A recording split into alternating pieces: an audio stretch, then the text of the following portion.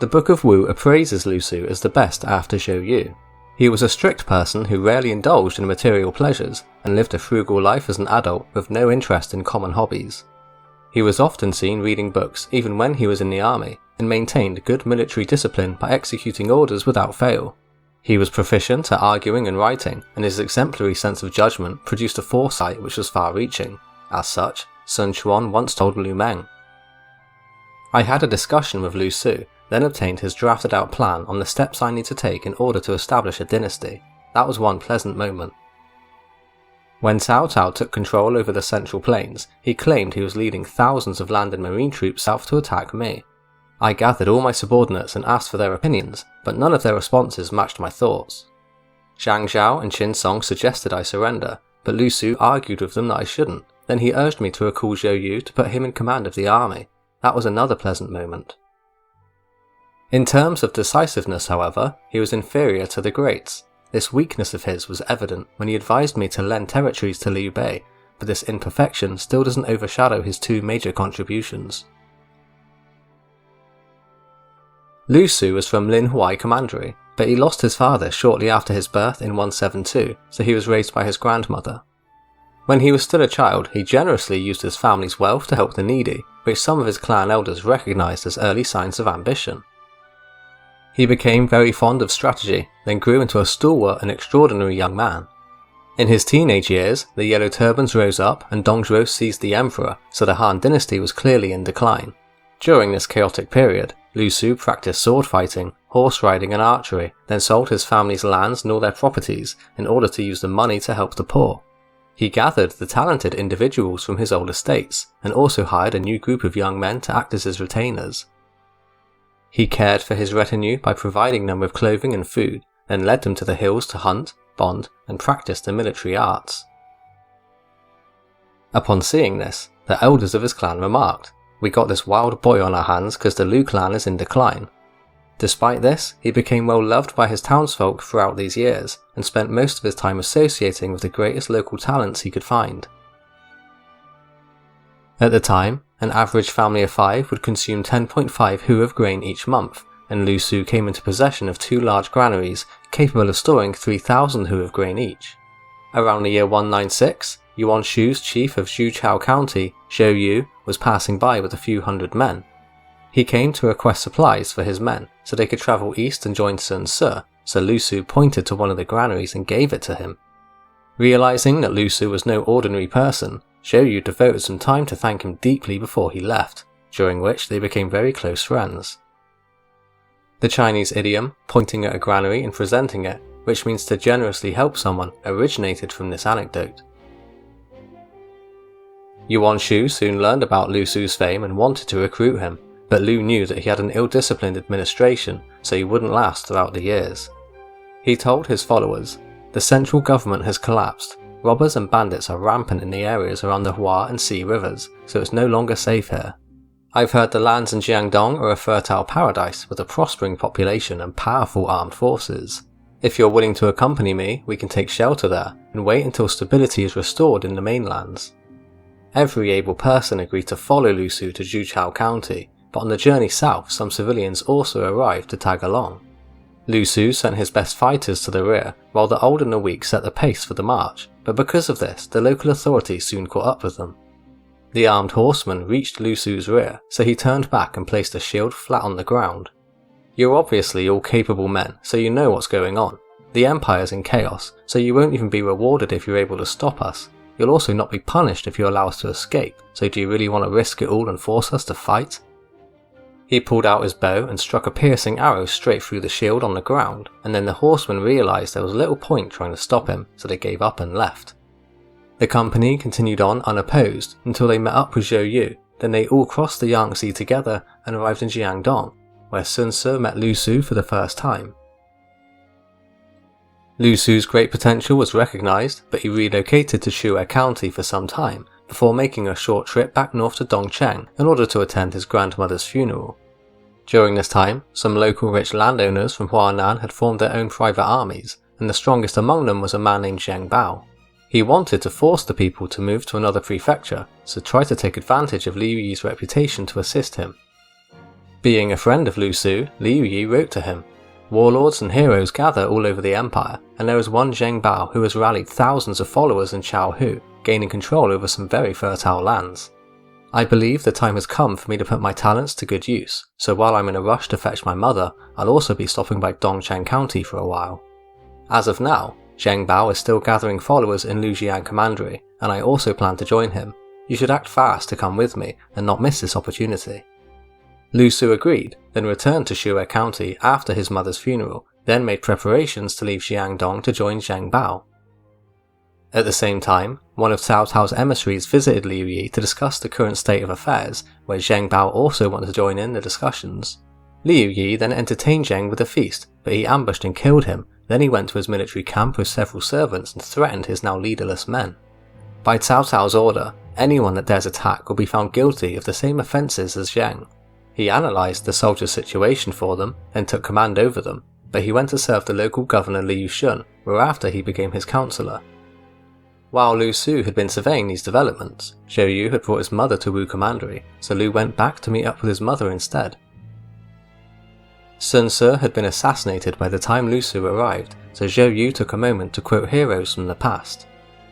In these times, not only do lords choose their subjects, but subjects also choose their lords. The new Sun Quan welcomes and respects people of virtue and talent. He's recruited many extraordinary people already, but I also remember a saying from my childhood that the successor to the Liu clan's empire will rise from the southeast. These events are already in motion as you can see, so now is the time for heroes to rise up and showcase their abilities. You don't need to take Liu Yi's words to heart, instead, assist me in constructing a new empire to receive the mandate of heaven. It's believed that in order to build up their power block in Jiangdong, Zhou Yu could not afford to let Lu Su leave to join Liu Yi. He deeply wanted to recruit Lu Su for Sun Quan, because he knew he needed more talented officials in order to accomplish his great mission. As such, Lu Su heeded Zhou Yu's advice and gave up on his plans to leave Jiangdong.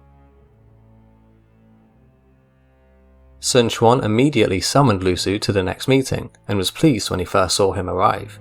When the other guests left, Lu Su was called back by Sun Quan to share a table for a private conversation over some drinks.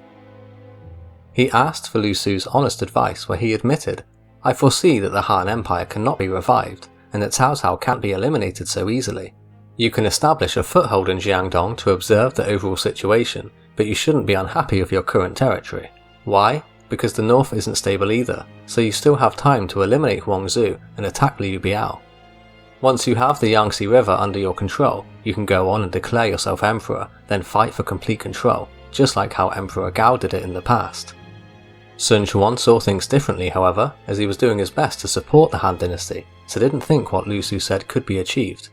Shang Shao also felt that Lu Su was not humble enough, so he often spoke ill of him in front of their lord, pointing out he was too young and neglectful. Shang Shao urged Sun Quan not to entrust Lu Su with important responsibilities, but he continued to treat him with respect and high regard. He gifted new clothes and curtains to Lu Su's mother, then restored their household back to the status of the wealthy elites. Upon receiving news of Liu Biao's death, Lu Su told Sun Quan, "Our neighbours in Jing province have a wealthy population. It's firm and stable, with water routes leading to the north and connecting to the major rivers. Whoever controls that region has the resources for building an empire. I hereby request you to appoint me as your representative to attend Liu Biao's funeral and offer condolences. At the same time, I'll ask Liu Bei to join us in resisting Cao Cao, which he will be most happy to hear. If he agrees to ally with us, we'll be able to pacify the empire, but we must act fast lest we lose the opportunity to Cao Cao." Lu Su went on his way, but when he reached Jiaku, he heard that Cao Cao's forces were almost at Jing, so he travelled day and night towards Xiangyang. When he got to Nan Commandery, he found out that Liu Kong had already surrendered, so he met with Liu Bei at Changban to convey Sun Quan's intentions. Liu Bei was delighted when he heard that Jiangdong was very stable, but he suffered a defeat at Changban, so they all escaped to Xiaku. Zhuge Liang was then quickly instructed to follow Lu Su back to Sun Quan to discuss the formation of the Sun-Liu alliance.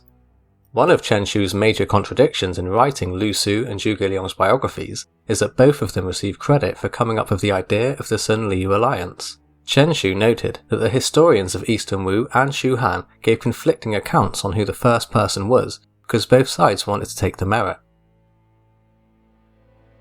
Everyone present at the coming meeting advised Sun Quan to surrender. Only Lu Su remained silent. When Quan left for a change of clothes, Lu Su quickly got up out of his seat to go after him. Sun Quan sensed the serious expression of Lu Su's face, so held his hand and asked him what he needs to tell him.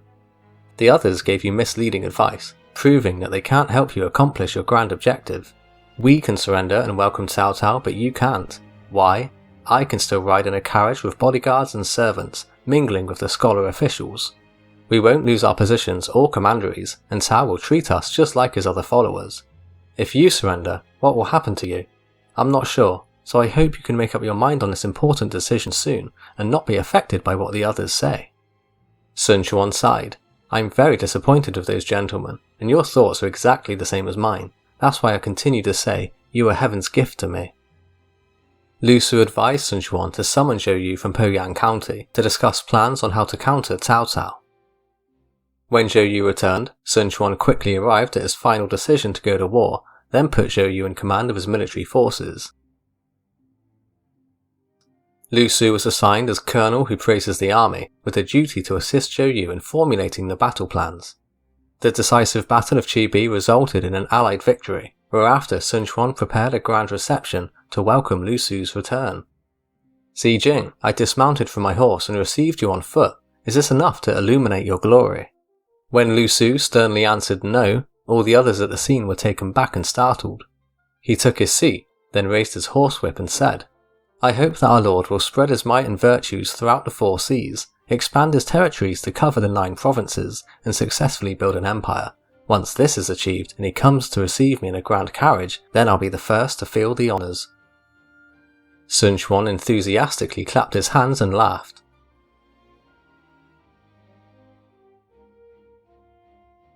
After Jiangling had been captured by Zhou Yu, Liu Bei came to ask Sun Quan if he could claim rightful governorship over Jing province. Lu Fan suggested that they take Liu Bei hostage to remove the competition over Jing altogether, but Lu Su objected. "No, my lord, you may have received the blessing of heaven, but Cao Cao is still a force to be reckoned with. We have only just taken control over Jing, and we haven't earned the trust of its people yet, so it's better for us to lend it to Liu Bei and let him pacify the area for us. Looking at the bigger picture, we want to try and create as many enemies for Cao Cao and less enemies for ourselves." Even though it was only Lu Su who advised to lend Jing to Liu Bei, Sun Quan still agreed, and Cao Cao dropped his brush in shock when he heard that this idea had been adopted. Zhou Yu continuously made preparations for an invasion of Yi, while Gan Ning and many others urged Sun Quan to seize the province from Liu Zhang. When Quan asked for Liu Bei's opinion on the matter, he lied to him. "We should strive to uphold the Han dynasty with the imperial clan. I feel afraid hearing how Liu Zhang has offended his neighbours, so I don't dare to probe any further, but I hope you can show leniency towards him. If you don't, I'll retire and return to the countryside." In the year 210, Zhou Yu became critically ill, so he wrote to Sun Quan, "It's always been a worry for me to die in vain before the empire can be pacified. With no beginning or end to the events of the world, everyone will die eventually, so I'll not regret if my lifespan is destined to be short. It's unfortunate though that I've contracted such a serious illness so soon, but I hope to make plans for the future so you can have a smooth journey later. You should take control of Ba and Shou first, then conquer Xiangyang, because Cao Cao still remains a threat in the north, and the battlefields are not clear yet. Liu Bei is seeking shelter under us, but the way we're treating him is the equivalent of raising a tiger cub. At this moment in time, the ministers and you should all be afraid. Remember, a dying person's last words are always said in good faith. Lu Su is loyal, upright, and does not falter in the face of adversity, so he can replace me. If you can take this piece of advice, then my death will be the day that all my lingerings cease, with no desire to return and disturb the human realm." Lu Su was at Jiangling County when Zhou Yu passed away, and he was appointed as colonel of vehement martial might, then succeeded his position. He took command over his 4 counties and 4,000 soldiers, while Cheng Pu took Zhou Yu's title as administrator over Nan Commandery. Lu Su garrisoned his men at Luku, where he governed with justice and benevolence for around 4 years, increasing his troop size to 10,000. Liu Bei revealed his true intentions when he attacked Liu Zhang himself and eventually seized control over Yi province in 214. When Sun Quan heard about the takeover, he angrily remarked, "This cunning barbarian dares to trick me?" In the same year, Lu Su was summoned to accompany Sun Quan on a campaign where they took advantage of heavy rains and floods around the Hua River. They sailed up and attacked Guang County, which served as a billet and storehouses for Zhang Liao's and Xie Hadun's armies. Zhang Liao moved out from Hefei Fortress to reinforce Wan when he heard that Sun Quan was on the battlefield, but the place was taken within one day. Around this time, Sun Quan heard that Liu Bei refused to return Jing province back to him, so he withdrew his elite generals from the northern frontier. Lu Meng and Ling Tong were sent with 20,000 men to retake 3 commanderies of southern Jing by force, while Lu Su led 10,000 men to resist Guan Yu. Tensions were already heated when Lu Su arrived at the border, so he tried to calm things down by being sympathetic towards Liu Bei, who was currently on his way to Gong'an County with his army. Lu Su invited Guan Yu to attend a meeting at Yiyang to discuss the dispute. During the negotiations, both sides stationed their troops only 100 paces away from the meeting area, and the officers present were armed with only one bladed weapon each. "My lord lent you these lands because you had suffered so many defeats you had no bases for yourselves. Now that Liu Bei has taken Yi, he no longer wants to return our gift. Then when we generously ask for only 3 commanderies, you still refuse." An unnamed person interrupted him, arguing that those who have the power, however they obtain it, can pretty much do anything they want, but Lu Su pulled him up on his stupid remark. Guan Yu defended Liu Bei because he relied on his own strength and actually fought during the Battle of Red Cliffs. As Liu didn't rest well during that time, Guan Yu felt he deserved the land for his efforts, then scolded Lu Su for wanting to take them away from him. Lu Su countered that he had in fact first met Liu Bei at Changban, when his men were too few to form a division and the situation was much worse than it is now. He highlighted Liu Bei's dishonesty, calling him an unreasonable man, much less a leader of men. Guan Yu then drew his sword, stood up and explained, "This is a state-level problem, and we cannot hope to understand it." By the time Liu Bei arrived at Gong'an, Cao Cao had conquered Hanzhong, so he had to settle things with Wu quickly in order to return to deal with this new northern threat. He agreed to divide Jing along the Xiang River, then both sides withdrew their forces. Lu Su passed away 2 years later at the age of 46 in the year 217. Sun Quan deeply mourned his death and attended his funeral, while Zhuge Liang also held a memorial service for him. If you enjoyed this video, don't forget to hit that like and subscribe button, and I'll see you next time.